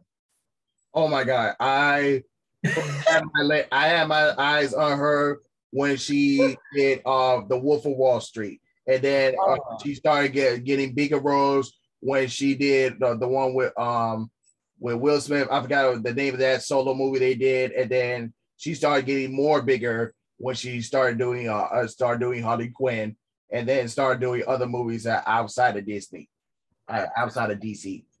I'm gonna tell you this. You said this earlier in the podcast that Margot Robbie is the perfect person to play Barbie. There is a second person that's not an actress that would be perfect for this role, and the name is Paris Hilton. But Margot Robbie is Barbie for me. I'm gonna go see this movie. She did a movie called, I think, Bombshell. That was with Charlize Theron and Nicole Kidman. Yes. I saw that movie and I was very impressed with her acting. I didn't think that Barbie would be a project that she would take on, but anything that she takes on, I'll go see because she puts entertainment in anything. So I'm gonna go see my girl, and Kayla knows this. Oh man, I didn't think I'd be more excited to see a Barbie movie than like the Marvels and Avatar. Actually, Avatar is another thing. The Guardians of the Galaxy Volume 3, it's gonna break a lot of hearts. That's for sure. It's gonna break a lot of hearts because it's James Gunn's final hurrah in the Disney Marvel train, and that's very sad. But it's not James Gunn's fault. It's Disney's fault on this one. So that's another movie that I'm excited for. There's a lot of movies that I'm very excited for. I have never been this excited to go back in cinemas, probably since 2011. You remember the summer of 2011? Yeah, that was a crazy year. That year was wild. I remember I was in Puerto Rico for like a month and I was staying at my grandmother's house, and I would go with my uncle to see every movie that came out. Every movie. I had an actual calendar of all the movies that released the day of, and I will go see it the weekend that they came out. Yeah, but we all know that Disney and Warner Brothers killed their panels, but we have two more left. And the next one we're going to talk about is from Paramount. So one of the non-biggest movies they're talking about was Babylon. And that's going to be a American peace drama with Brad Pitt, Margot Robbie, and also Tobey Maguire, who also served as the executive producer on the movie. And his role, he's playing Charlie Chaplin. I don't know how much you know about that comedian actor. So it's based on him, and then other like historic actors from that time. And that's going to be released on Christmas Day. So, but the three big ones they touch on for Paramount was we got some more footage from the upcoming Top Gun Maverick, which is going to be coming out on Memorial Day weekend. So definitely be look out for that. Can't wait for that one. We got a new name for the Quiet Place prequel. Will now be named Quiet Place Day One, and that will come out in theaters on September 22nd, 2023. And then lastly, we got some names for the Mission Impossible 7 and 8. So each one is going to be named Dead Reckoning. So Mission Impossible 7, Day 1 Reckoning Part 1 is going to come out on July 14th, 2023. And then Mission Impossible 8, Day of Reckoning Part 2, that's going to come out on June 2nd, 2024. So what are your thoughts from the for the Paramount panel? A lot of these studios really went all out in their panels this year. The Paramount panel, I heard about Babylon. I heard it's supposed to be really long. Like I'm talking about 3 hours. I love Charlie Chaplin. I actually did a couple of Charlie Chaplin inspired performances back in my acting school, probably like less than 5 years ago. But I don't remember who the director of Babylon is supposed to be. I think he worked on. He did La La Land. He did La La Land. And La La Land and Whiplash. I haven't seen Whiplash completely. I do remember that he is not just the director, he's a screenwriter, and he worked on, I think, the sequel to Cloverfield, 10 Cloverfield Lane. I still haven't seen La La Land. I think he's one of those directors that hasn't done a lot of films, but he's starting to come out with more stuff now. For Paramount, jeez, man, so many movies. How awesome it is to be a movie fan right now. Yep. Your wallet has to be screaming for help. Well, to be fair, a lot of people say that going to the movie theater is more cheaper going to a concert or certain like sporting stuff. Dude, I bought tickets to go see. Man, I bought tickets to go see, I think, Spider-Man No Way Home for like less than $30. Because the tickets were, they were like almost less than $10 each. Usually I would pay $11 to $15 for every movie that I did. For like every movie, not that movie I did, every movie that I would go see. Top Gun, the Top Gun movie, Top Gun Maverick. I haven't even seen the first one, so I don't really know what I don't know what's going on there. I'm surprised that the Mission Impossible franchise is ending on a two-parter, but that's pretty much what all the movies are doing now ever since Harry Potter did it with Deathly Hallows. So I think that's why I think there's a possibility that Tom Cruise is not going to appear in Doctor Strange in the Multiverse of Madness, because he's been working nonstop on the last two Mission Impossible movies. I'm not that big of a fan of A Quiet Place, but I'm still a fan. I haven't seen part 2, but I saw part 1, and I really liked the dynamic between John Krasinski and Emily Blunt. I love the both of them. I want the both of them to work on a lot more pictures. And they're doing a prequel, and I think they also announced, not at the panel, but I think they announced prior to that also another sequel, I think a part 3. I still haven't seen the second one, so I don't know what's going to lead up to part 3. Yeah, they never mentioned anything about part 3. They just mentioned about the prequel first. Oh, okay. I don't know. I must have heard it from the grapevines of Imaginary Land that part 3 was coming out. I don't know where it is that I saw it, but I don't know. I just wanted to bring it up to see if maybe, if maybe they were still working on that. Didn't they also announce their? They announced another movie at the Paramount panel. I don't remember what it was. Can you look at the list and see which one we haven't talked about yet? I don't know, because like I was trying to look up and see what else there, because I was hoping they would talk about the new upcoming Scream, because that was already been announced.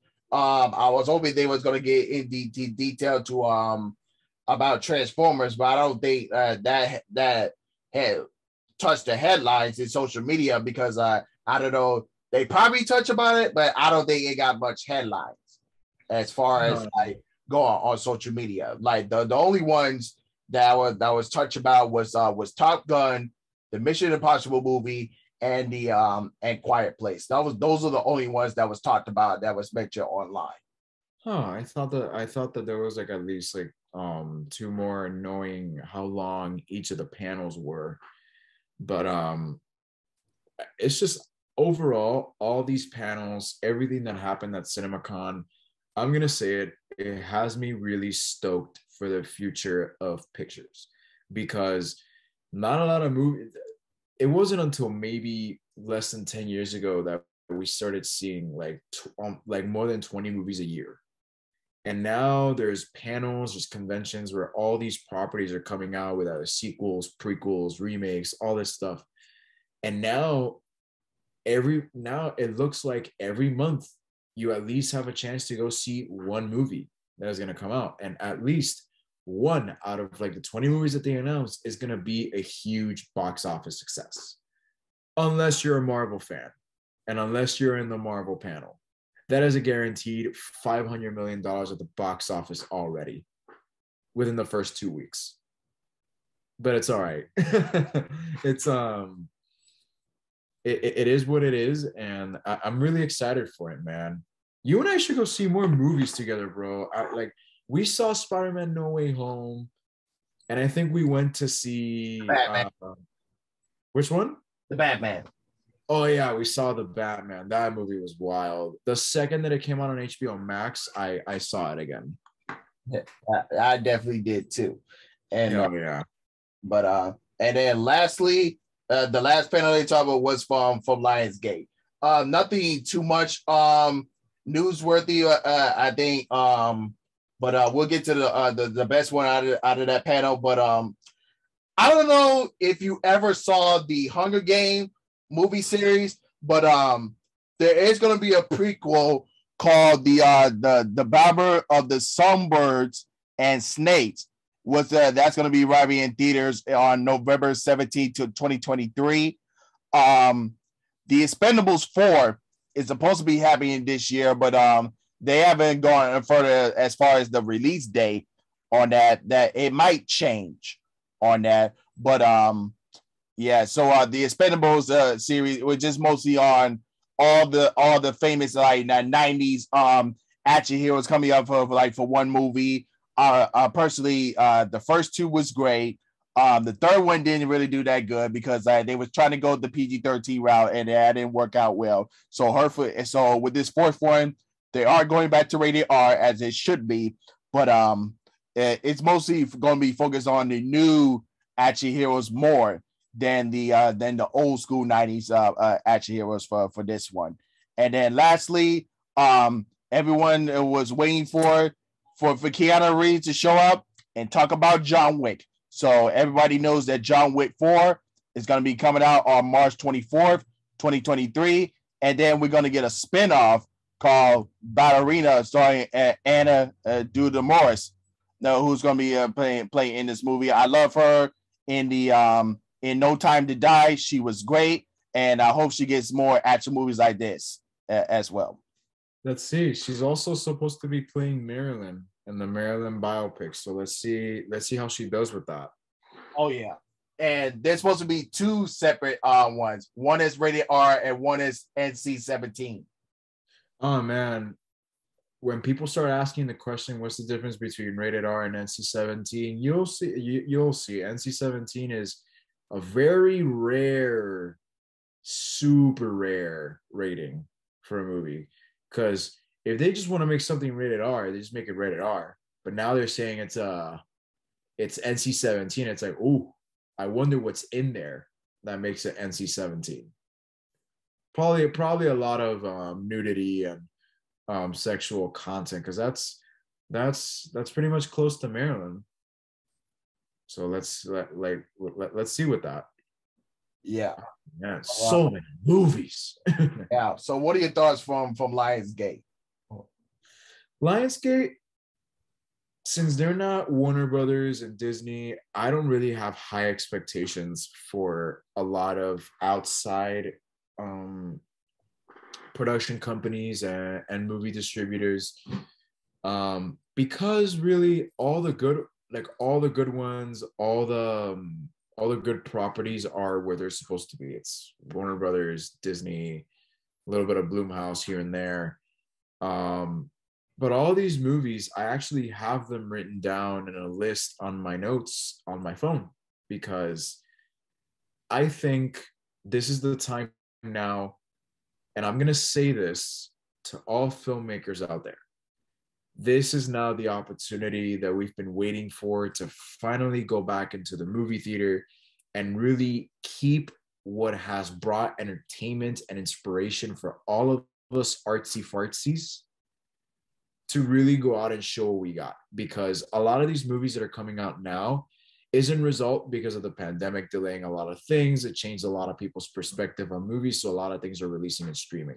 But hearing the idea of the movie theater experience going away, that's just very sad. So every opportunity that us filmmakers, actors, screenwriters, directors, future producers of the world take the opportunity to go see a movie in your local theater, because let's face it, the future is streaming, but we should never ever take away the tradition of going to see entertainment physically with you there. It's just not the same experience. So I encourage everybody, all the movies that we talked about in this podcast, all the production companies that we've spoken of, all the Cinemacon panels, read on them.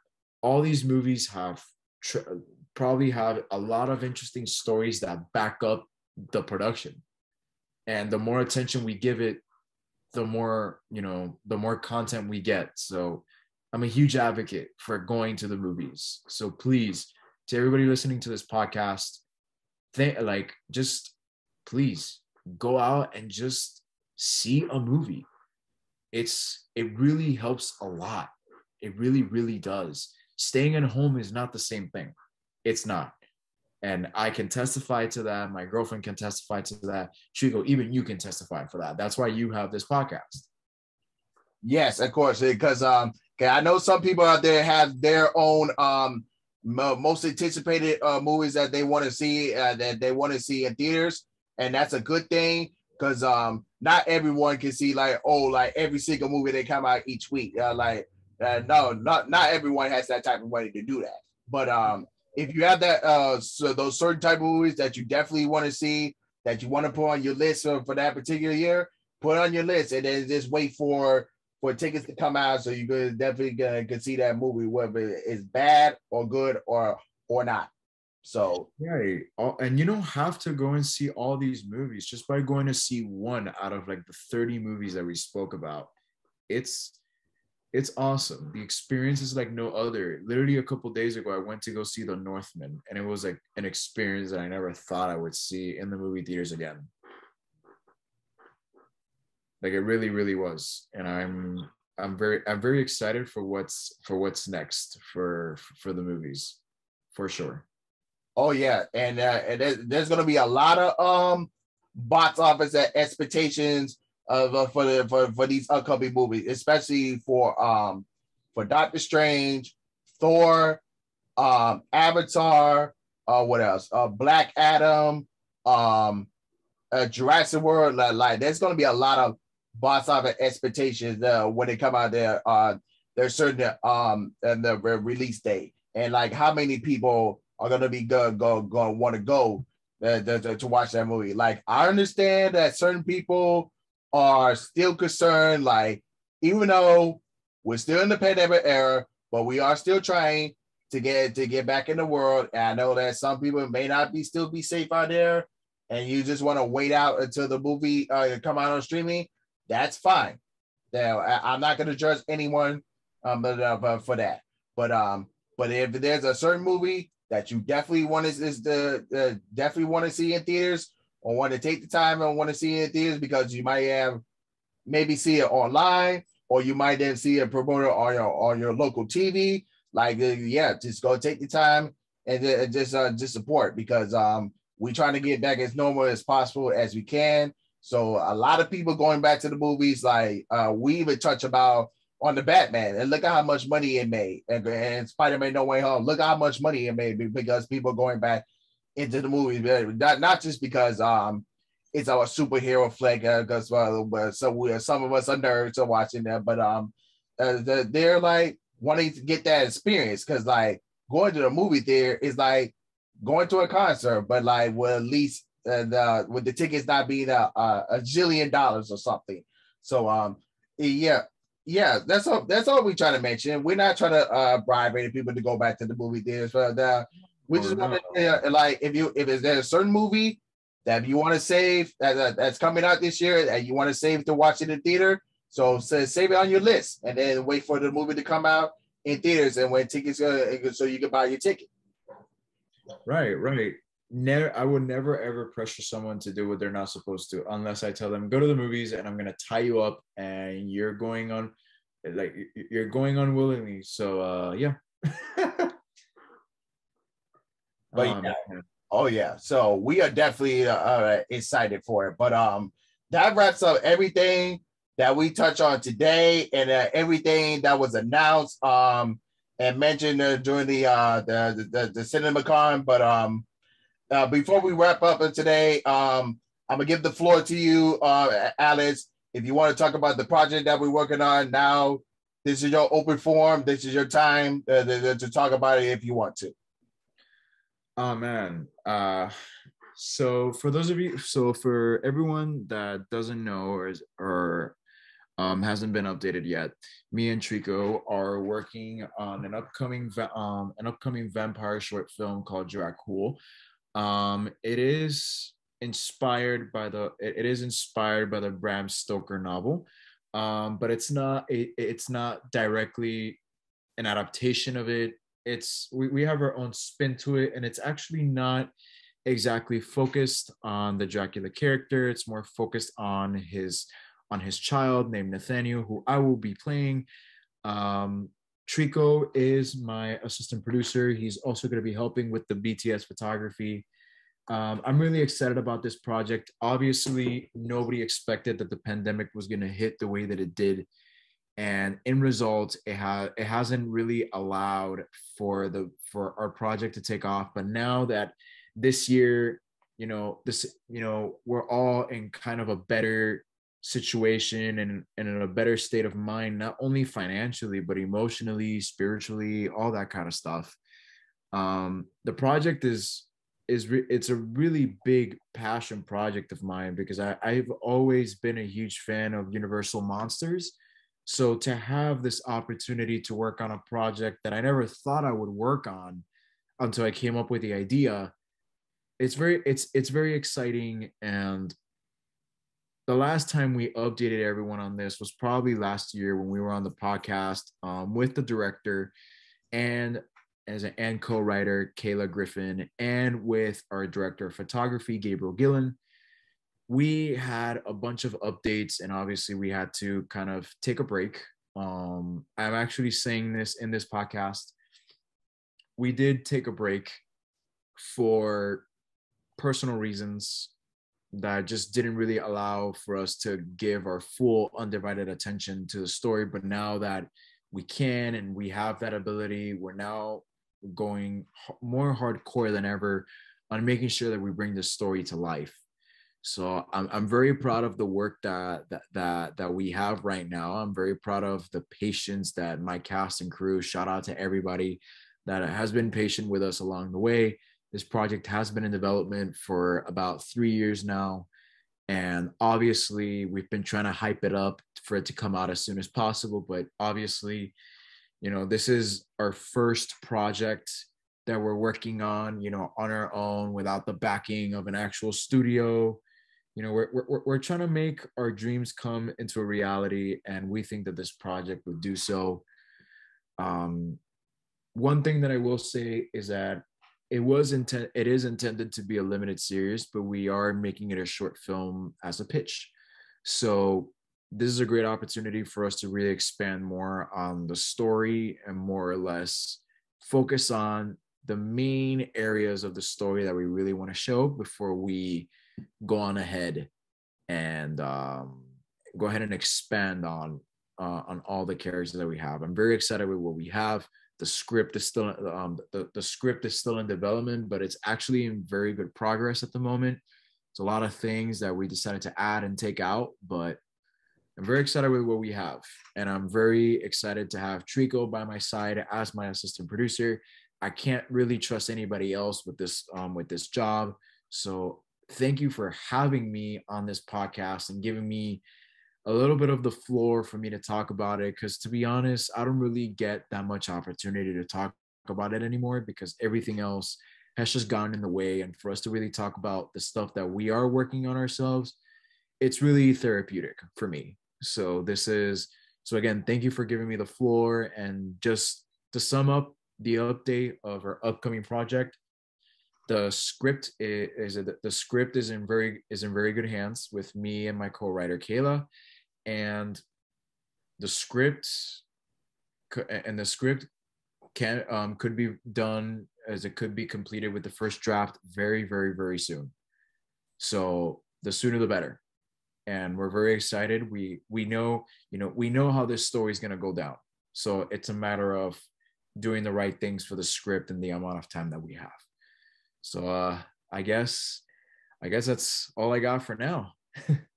Yeah, we don't want to put too much out there. We do want to keep you guys updated of what's going on. So hopefully we'll get this thing, Bad Boy, into production so we get this thing going for moving forward.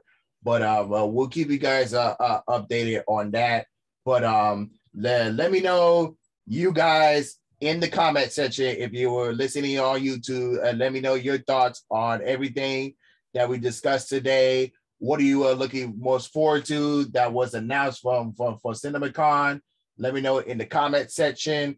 Don't forget to like, share, subscribe, and hit that notification bell whenever new videos are uploaded. And of course, if you're listening on Anchor, Spotify, Google, and Apple Podcasts, don't forget to follow that link as well. And don't forget to go into the YouTube link in that description and post your comments there.